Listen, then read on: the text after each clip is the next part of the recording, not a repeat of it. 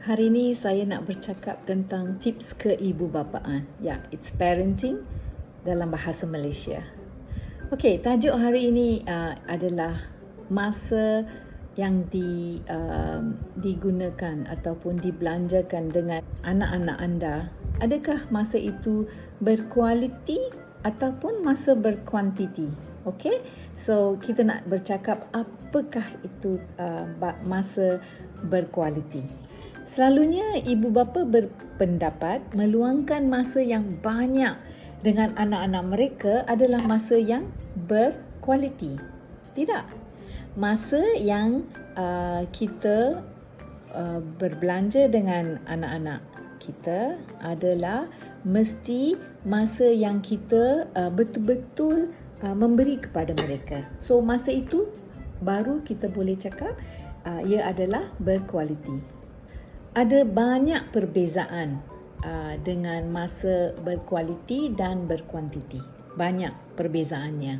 Sebagai contohnya, anda menonton TV dengan anak-anak anda bersama-sama. Adakah masa itu masa berkualiti? Tidak. Bagaimana kalau anak-anak anda bermain di sama tempat ruang hall di dalam rumah, mereka bermain dan masa itu ibu bapa sedang menggunakan telefon bimbit mereka ataupun membaca surat khabar dan mereka semua dalam ruang yang sama. Adakah masa itu masa berkualiti? Bukan, tidak juga. Saya tahu banyak ibu bapa yang anggap masa yang digunakan begitu adalah masa yang berkualiti. Banyak yang bila saya bercakap dengan kadang-kadang ibu bapa, mereka beritahu, ya kita semua duduk dalam satu bilik, kita semua spend the time sama sekali. Tetapi masa itu adalah bukan masa yang berkualiti. Masa yang berkualiti adalah masa yang membabitkan, involve masa ibu bapa dengan masa kanak-kanak. Saya akan beri contoh. Katakan anak anda bermain dengan mainan dan duduk. Anda menyuruh anak anda mengambil buku dan buat kerja rumah ataupun membaca buku.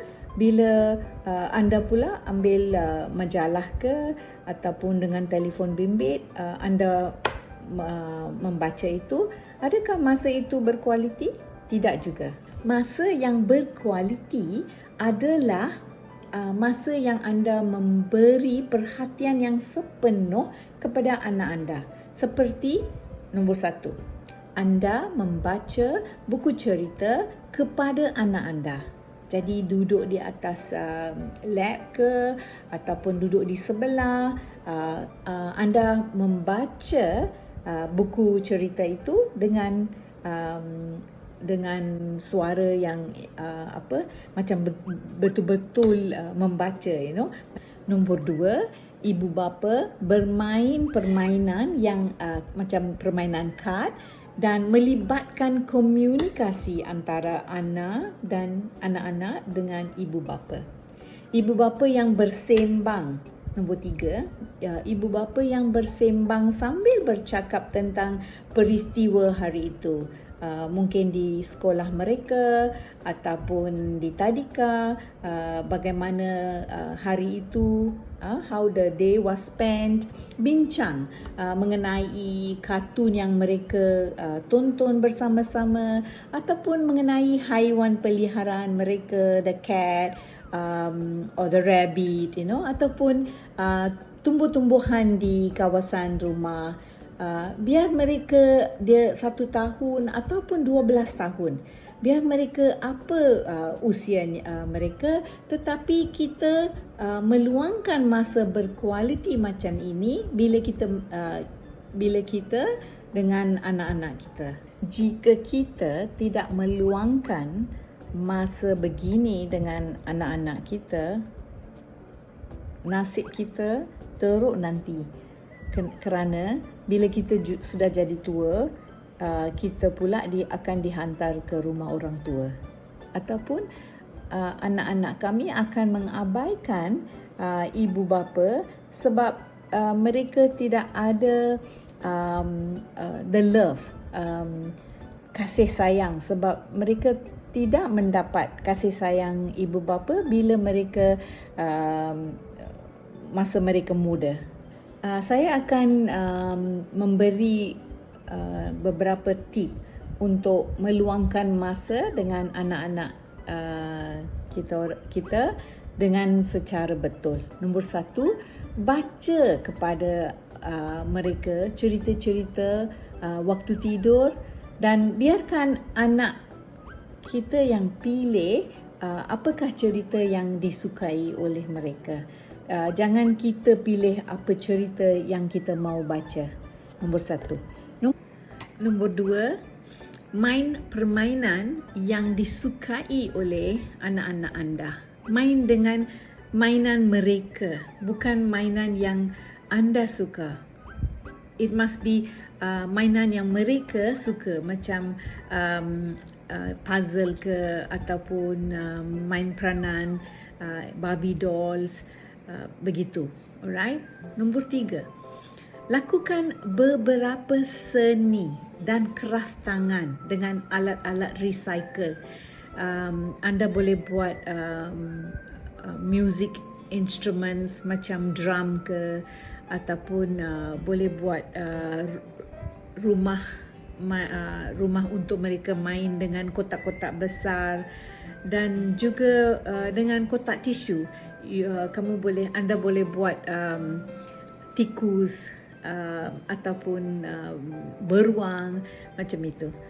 Kanak-kanak suka menggunakan warna, ataupun dia suka gunakan cat dan gunting, benda-benda begitu. Mereka suka bermain dengan itu.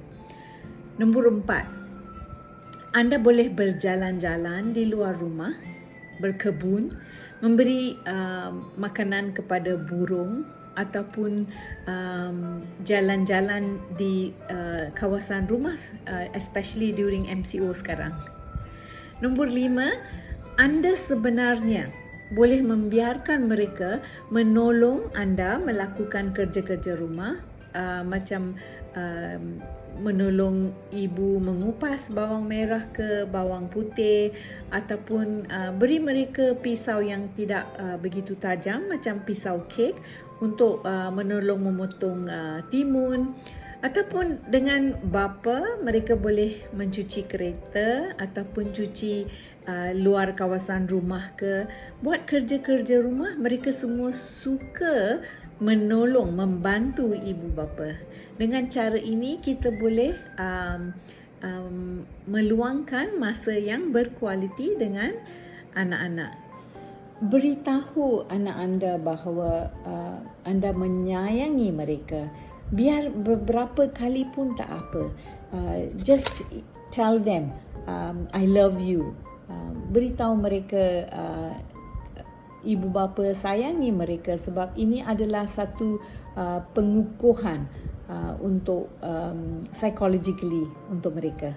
Semasa anda makan dengan anak-anak, habiskan masa sepenuhnya dengan menumpukan perhatian pada makanan sahaja dan bukan di telefon bimbit atau tablet. I have seen ada yang ibu bapa memberi telefon bimbit ataupun YouTube untuk kanak-kanak, biar mereka melihat itu semasa mereka makan, sebab mereka ibu bapa mau anak-anak mereka makan cepat, tetapi itu adalah tidak baik.